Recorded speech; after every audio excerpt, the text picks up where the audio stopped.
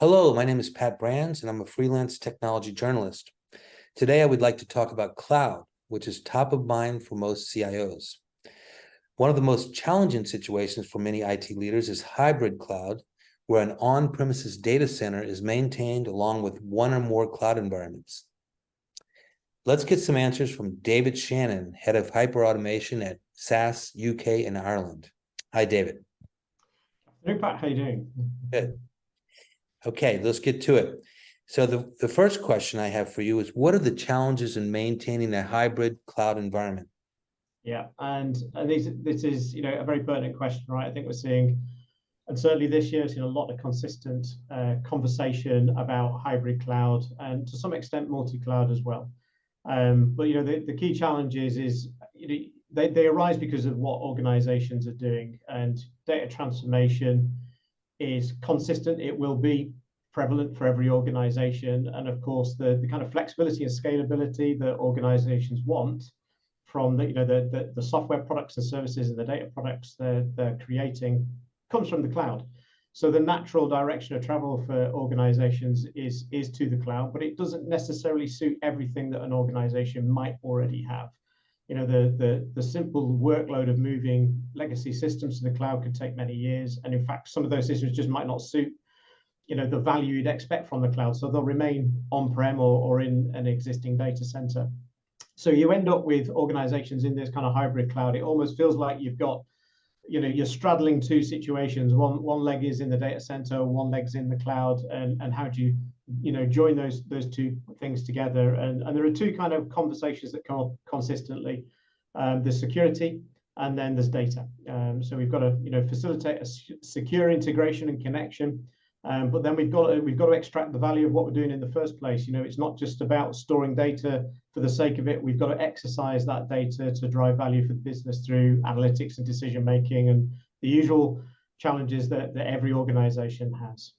So yeah, and that's led us, I think, to these conversations, right? I think particularly, in the last few months, there's been, challenges around costs, and we've seen CIOs pretty consistently prioritized, cost control in their narrative through the last few months. Okay. What processes become more difficult in a hybrid cloud?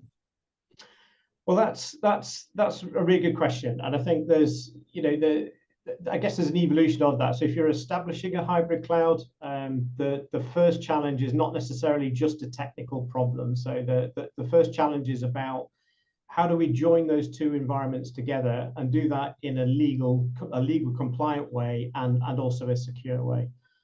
So the first challenge is often about people. It's about joining the right skills together to ensure that not just the network integration can be delivered and managed and be observed consistently for its security. But it's then about how do I transact in that environment? So how do I move data between environments and potentially not move data between environments?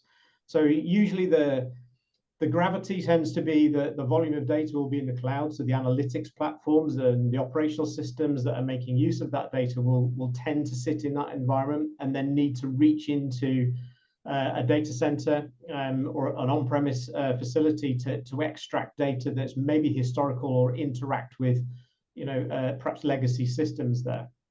So those then introduce kind of new challenges. Is then how do you manage that processing, or as we might say, how do you orchestrate it? Because there are going to be different types of processing taking place in different locations, and you need a timely answer or a timely output from those two sets of platforms, because often there's going to be information or data that needs to converge somehow, somewhere.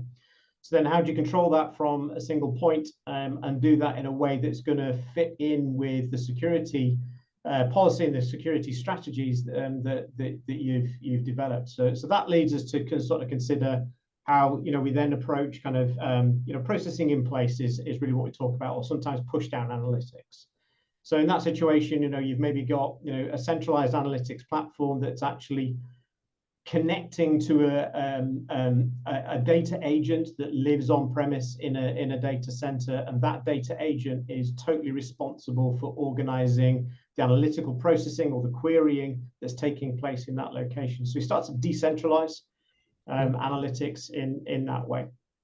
So those types of the first sets of challenges, and that then leads to, well, what's going on where, and how much is all of that costing? So you then need to think about efficiency and having sight over what's running where, and is there duplicity being created because of this, which from what we've seen, and organizations that are telling me that the vast majority, certainly the large scale organizations that I work with day to day, we literally know that 99% of them are having these types of challenges. And so getting that consistent visibility of what's going on where, and removing duplication is a constant challenge today.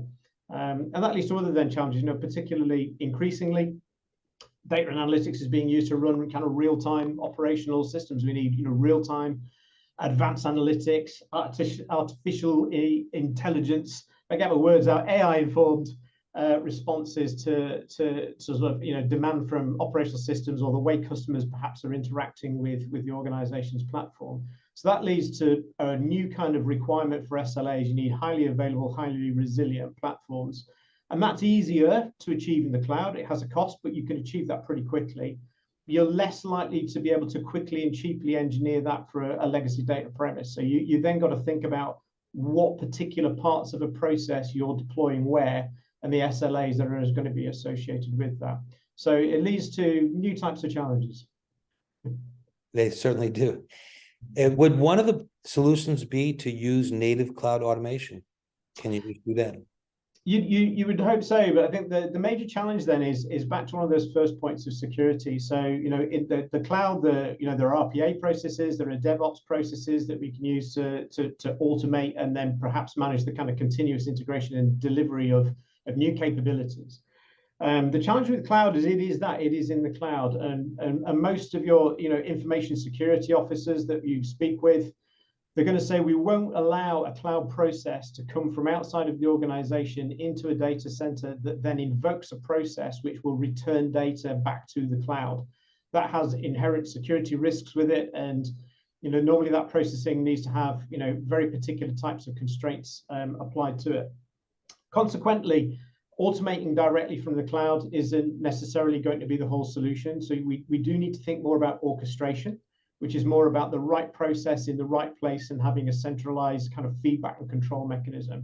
So a lot of data architects will talk about data mesh as a kind of a pattern for decentralizing control and ownership of data and the processes that manage that data.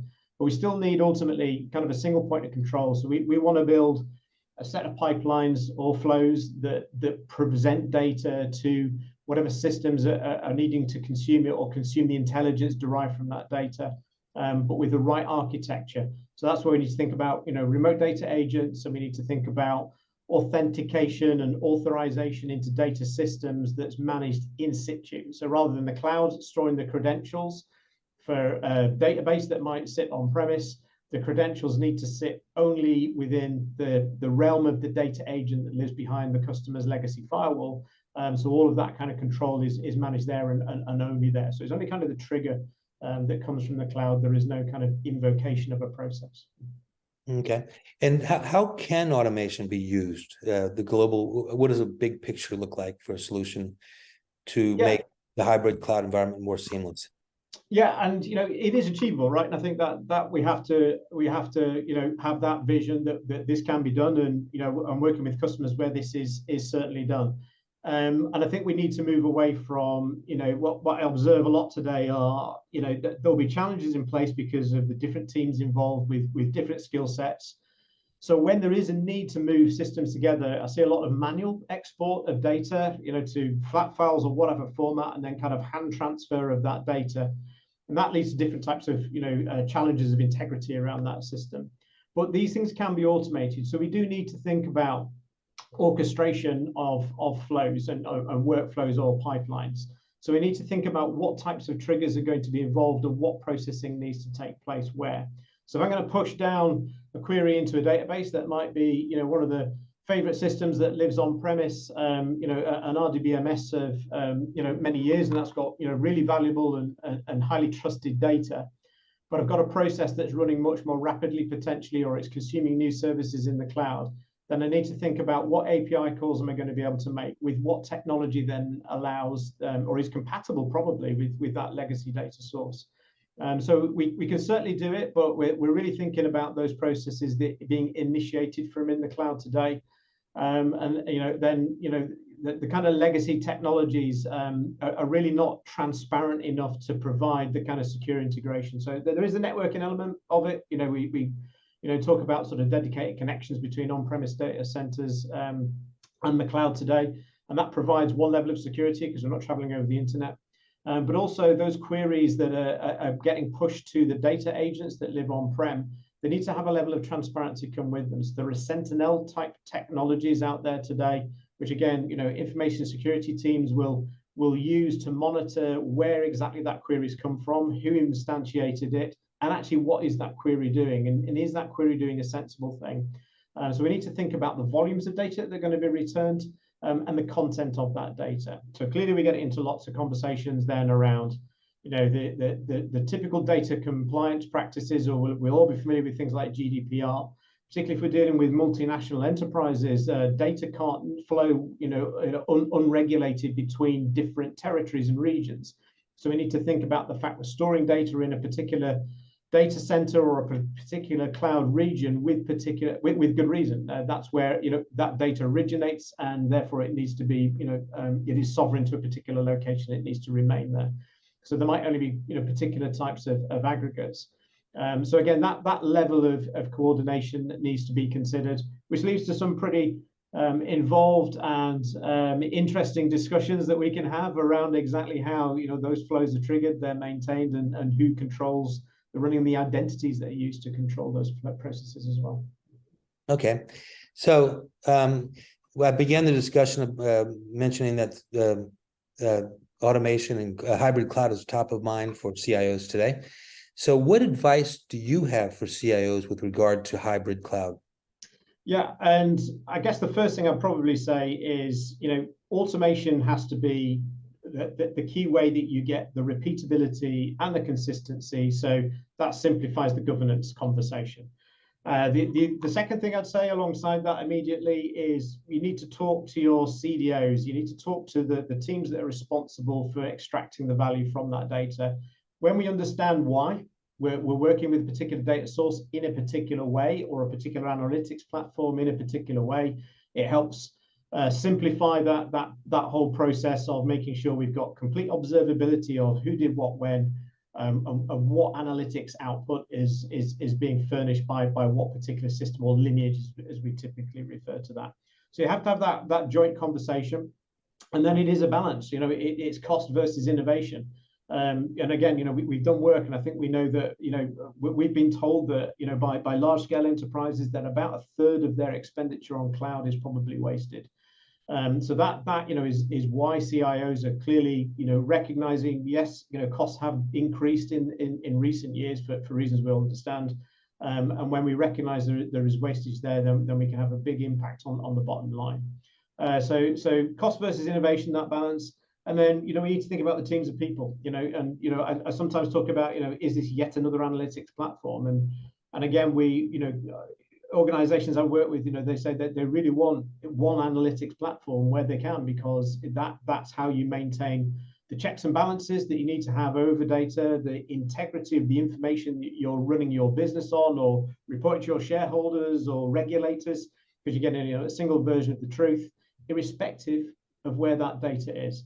The critical thing is about being able to push that analytical requirement to run at the place the data is stored, push down analytics, or do the kind of advanced processing in place, and then harmonize how we're orchestrating and delivering that results back to the business. Well, that was certainly useful, David, and I look forward to seeing you at the upcoming roundtable discussion. Pat, it's my pleasure, and I'm looking forward to it as well. Absolutely.